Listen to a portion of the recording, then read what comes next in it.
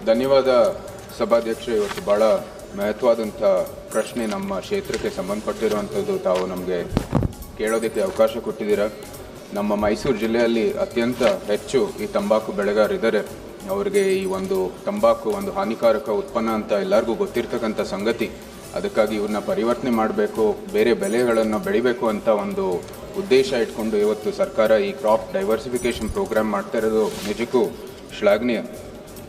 ಸುಮಾರು 5,900 ಎಕರೆ ಕರ್ನಾಟಕದಲ್ಲಿ ಪರಿವರ್ತನೆ ಆಗಿರೋದು ನಿಜಕ್ಕೂ ಶ್ಲಾಘನೀಯ ಒಂದು ಸಂಗತಿ. ಅದರಲ್ಲಿ 1,500 ನಮ್ಮ ಮೈಸೂರಲ್ಲಿ ಪರಿವರ್ತನೆ ಆಗಿದೆ. 879 ಹೆಕ್ಟೇರು ನಮ್ಮ ಈ ಕಳೆದ ವರ್ಷದಲ್ಲೇ ಪರಿವರ್ತನೆ ಆಗಿರೋದು ನಿಜಕ್ಕೂ ನಾವು ಸರ್ಕಾರಕ್ಕೆ ನಮ್ಮ ಅಭಿನಂದನೆಗಳನ್ನು ಸಲ್ಲಿಸಬೇಕಾಗಿದೆ.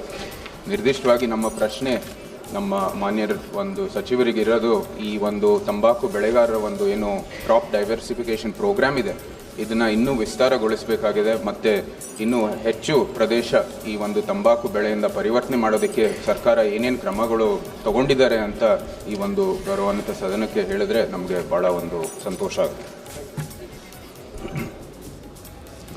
अध्यक्ष महोदय, माननीय सांसद जी ने एक महत्वपूर्ण प्रश्न पूछा है.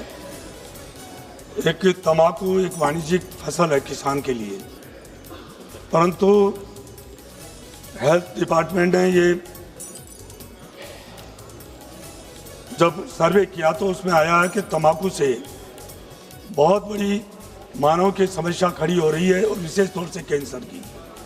इसलिए तंबाकू जो खेती किसान कर रहा है उससे उसको दूसरी फसल के ओर ले जाने के लिए, प्रोत्साहित करने के लिए सरकार ने 5 साल में अनेक काम किए हैं.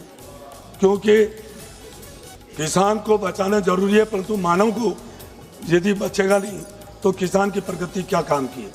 मैं कर्नाटक सरकार को मैं धन्यवाद देना चाहूँगा कि उन्होंने 30,000 एकड़ से भी ज़्यादा जो तंबाकू की खेती की जो फसल है वो कम की गई है, और दूसरे खेती की और विविधीकरण के अंदर वो गई है. उसमें केंद्र सरकार द्वारा उनको पूरी सहायता दी जा रही है. जन स्वास्थ्य को ध्यान में रखते हुए जो ये आंध्र प्रदेश, बिहार, गुजरात, कर्नाटक, महाराष्ट्र, उड़ीसा, तमिलनाडु, तेलंगाना, उत्तर प्रदेश, पश्चिम बंगाल जैसे प्रमुख तंबाकू जो राज्य है, वहाँ फसल में विविधता लाने के लिए विविधीकरण CDP के माध्यम से नई योजना शुरुआत की गई है, और उसमें 538.40 करोड़ रुपए की राशि स्वीकृत की गई है. 88,467 हेक्टेयर क्षेत्र में तंबाकू खेती को के ऊपर दालों, तिलहन, मोटे अनाज, श्रीअन्न, बागवानी फसलों जैसे उपयुक्त वैकल्पिक फसलों को लक्ष्य रख के उसको ऊपर किसानों को डाइवर्ट किया गया है. क्योंकि और पिछले तंबाकू की खेती में 2021-22 से तुलना में 80,000 हेक्टेयर में खेती कम की गई है. ये माननीय सदस्य ಧನ್ಯವಾದ ಸಭಾಧ್ಯಕ್ಷ. ನಂದು ಇನ್ನೊಂದು ಪ್ರಶ್ನೆ ಇರೋದು, ಈ ತಂಬಾಕು ಬೆಳೆಯಿಂದ ಅವನ್ನ ಪರಿವರ್ತನೆ ಮಾಡೋದಕ್ಕೆ ನಿರ್ದಿಷ್ಟವಾಗಿ ಯಾವ್ಯಾವ ಬೆಳೆಗಳನ್ನು ಬೆಳೆಯೋದಕ್ಕೆ ಏನೋ ಪ್ರೋತ್ಸಾಹ ಕೊಡ್ತಾ ಇದ್ದಾರೆ, ಅದ್ರ ಜೊತೆಗೆ ಅದು ತಂಬಾಕು ಬೆಳೆ ಅಷ್ಟೇ ಆದಾಯ ಸಿಗ್ತಾ ಇದೆಯೋ ಇಲ್ವೋ ಅಂತ ದಯವಿಟ್ಟು ಸಚಿವರು ಉತ್ತರ ಕೊಡಲಿ.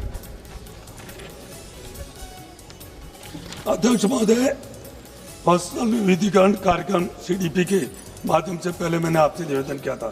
प्रधानमंत्री राष्ट्रीय कृषि विकास योजना PMRKVI के अंतर्गत 13-14 से मूल हरित क्रांति राज्यों, जैसे मैंने कहा जो 10 राज्य है, वहाँ हमने इस कार्यक्रम का उद्देश्य अधिक जल खपत वाली धान, पश्चिम उत्तर प्रदेश और हरियाणा और पंजाब में जहाँ ज़्यादातर पानी की उपलब्धता है और वहाँ फसल की जा रही है, इससे डाइवर्ट करके हम